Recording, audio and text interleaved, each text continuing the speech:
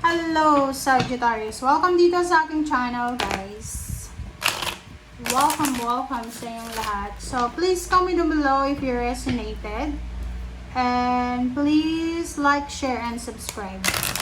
Sa mga dati kong subscribers, thank you guys sa lahat ng mga sinusuportahan niyo pa rin talaga ako. Okay, thank you sa inyong lahat. Kung bago ka, mag-like and share ka and subscribe mo na din. I-press mo ang notification bell button para updated ka sa mga videos na ina-upload ko. Okay, first card, new beginnings. This is for Sagittarius. Number 5 is obstacles and challenges. Okay, victory and success.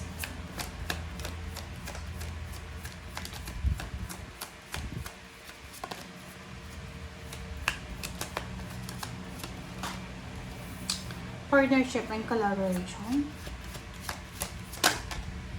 Oh, wow. Triumphant.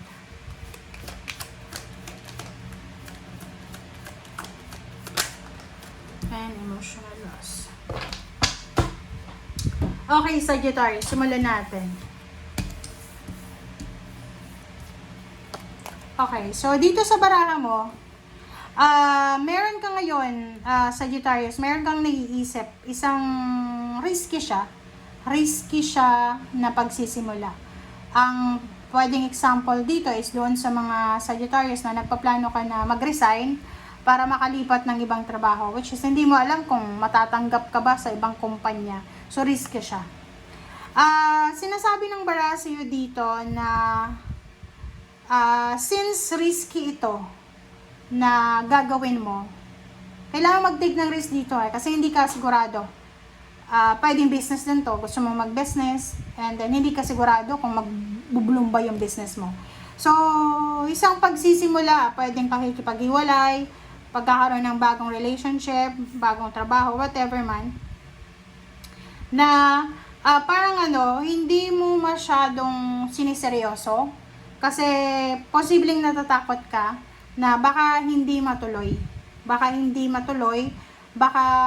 may tawag dito, may sagabal. Parang gano'n. Tingnan mo. 55 siya eh. This new beginnings, guys, talagang risky siya. Napaka-risky. Wala kang alam kung anong mangyayari sa mga susunod. So, nakikita ko sa'yo dito na yung iba sa inyo dyan, nasa crossroad kayo. Hindi nyo alam kung gagawin mo ba or hindi. Okay? Natatakot ka eh. Full of fear. Natatakot ka na baka hindi matuloy, baka hindi ka mag-succeed, or baka, yun, kung business yan, ay pwedeng hindi mo talaga makuha, or hindi umasenso, parang ganon.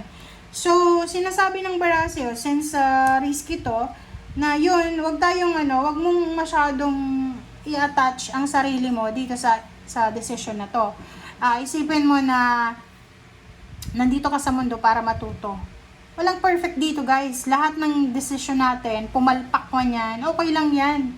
Kaya nga, tao tayo eh. Hindi naman tayo inilagay dito para maging perfect. Alam mo yung tao, lahat ng tao isinilang yan na may mga imperfection. So, wag natin masyado Sagittarius na ilagay ang sarili natin sa perfection. Okay? Okay, may obstacle, may challenges. Kung ano man, sa lahat ng bagay may obstacle. Sa relationship, may obstacle. Minsan, sa pagbubuntis, may obstacle. Sa trabaho, ganun din. Ang ganda ng trabaho mo, tapos yung katrabaho mo, maldita. Yung boss mo, masama yung ugali. Diba? So, ganun talaga yung buhay. Okay? But the 3 cards here, sinasabi ng barahan na victory and success. There's a victory and success coming. Okay? There's a balance, victory and success coming. And sinasabi ng baraha sa'yo dito na pwedeng may recognition, awards, rewards, kung ano man yan na pinaplano mo sa ngayon. Huwag kang masyadong mag-alala kasi sinasabi ng baraha na darating ito. Okay? May celebration, contract signing, pwedeng wedding, anniversaries, friendship, alliances, business collaboration, or ano pa man. Basta, lahat ng yan, mapagtatagumpayan mo. Okay? Kung ano man daw itong sisimulan mo, huwag kang matakot kasi magiging victorious ka dyan. Magtatagumpay ka. Okay? And yung mga tao na makakasalamuha mo dyan ay kumbaga sila yung mga tao talaga na para sa'yo. Kailangan mo sila and sila yung mga tao na makakatulong talaga sa'yo. Okay? Yun. Let's check.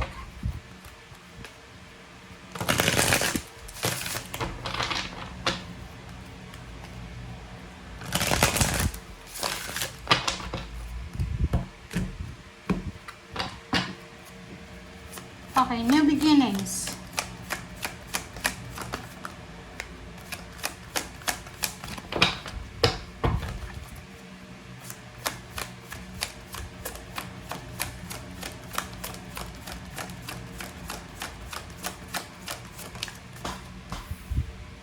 Okay, Ace of Swords, oh. Diba? Sabi ng bara sa'yo dyan na makakatanggap ka ng maraming feedback. Like for example, eto yun. Pwede may Sagittarius dito magnenegosyo ka ba? Or pwedeng gusto mong pumunta ng ibang bansa para mag-migrate? Parang gusto mong dalhin yung pamilya mo. Sinasabi ng bara sa'yo na posibleng kailangan mong mag-research. Like sa internet or pumunta ka ng embassy para magtanong kung ano yung mga proseso dyan. Kasi parang nakikita ko, yung plano mo na to ay hindi mo masyadong siniseryoso kasi natatakot ka na baka hindi mo kaya. Nauunahan ka ng takot, which is yun ang sabi ng bara, ba't ka matatakot? Okay?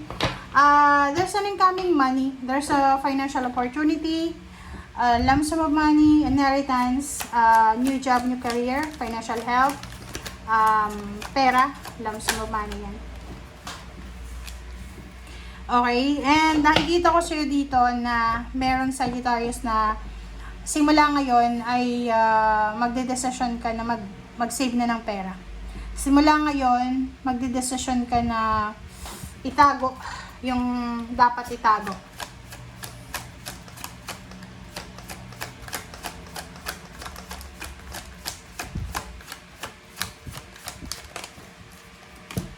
Okay, victory and success. Sinasabi ng bara sa'yo dito na sa buhay ng tao talaga, hindi lang puro kaligayahan, kasayahan. Basta may ginagawa tayo, dadaan talaga tayo sa pain and heartaches, ganyan.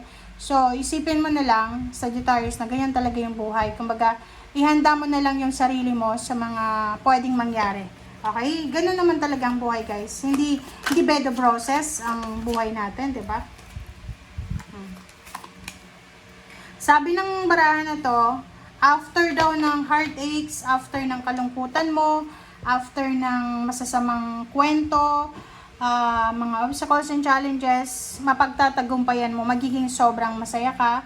You will be successful, victorious, and nakikita ko sa'yo dito na magiging contented ka and accomplished.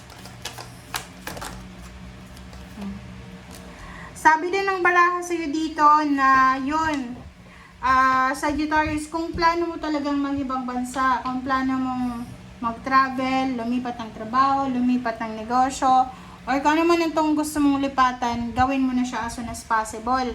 Kasi, ang sabi diyan sa'yo na posibleng kung saan saang lugar man plano mong pumunta, or kung saan ka man papunta simula ngayon, doon mo mahahanap yung totoong relationship, totoong love, totoong kaibigan, karamay, totoong kapartner. Okay? And sa ilalim mo dito is the Empress and Page of Pentacles and Ace of Wands, diba? And double, 6 victory, 6 of Wands. So double ito, sinasabi ng barahan na lahat ng pagod, puyat, sacrifices mo, lahat ng paghihintay mo, lahat ng ginawa mo ay magdadala yon, or pwedeng there's a result of exciting financial gain, guys, and victory and success, double victory and success. And the Empress is here. Sinasabi ng barahan na lalo kung yung plano mo is lumipat ng tirahan, lumipat ng trabaho o negosyo, or doon sa magmamigrate, sinasabi ng barahan na kung saan ka man papunta, sobrang fertile ng lugar na yon para sa'yo. Doon ka magsisimula ng bagong buhay. Prosperous, abundant life. Okay? Thank you guys. Bye!